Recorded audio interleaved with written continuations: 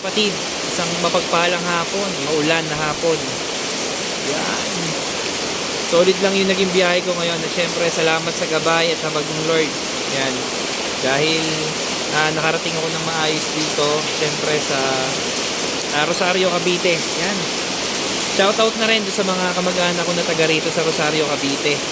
Pasensya na kayo, hindi naman ako makakadalo sa inyo at gawa ng kailangan ko rin bumalik dun sa sa Laguna agad kasi kailangan ko pong mag-deliver. Syempre hindi pa naman sulit yung natin, yung kita ko pag kailangan ko pa rin bumiyahe ng bumiyahe. At alam niyo naman, di ba, kamamatay lang nung yung father ko. Yan, kailangan magbawi-bawi kasi ang meron na lang ako ngayon sa nanay at sa tatay ko, nanay ko na lang meron kami. So yan, Siyempre, sa habag ng Lord, patuloy tayo magpapatuloy sa buhay, sa proteksyon at gabay niya, magpapatuloy tayo. Hindi tayo titigil. Ano man yung maranasan natin, ano man yung unos, ano man yung mga pagsubok na danasin natin. So, ayan. Grabe lakas ng ulan dito. Pero uuwi pa rin ako.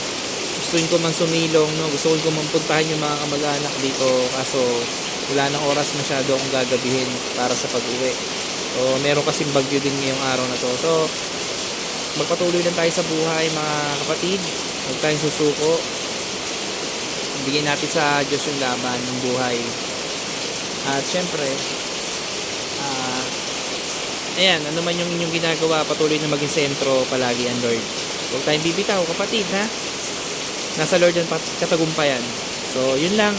God bless sa inyo lahat. At ingat palagi sa lahat ng nabiyahe at sa lahat ng inyong trabaho.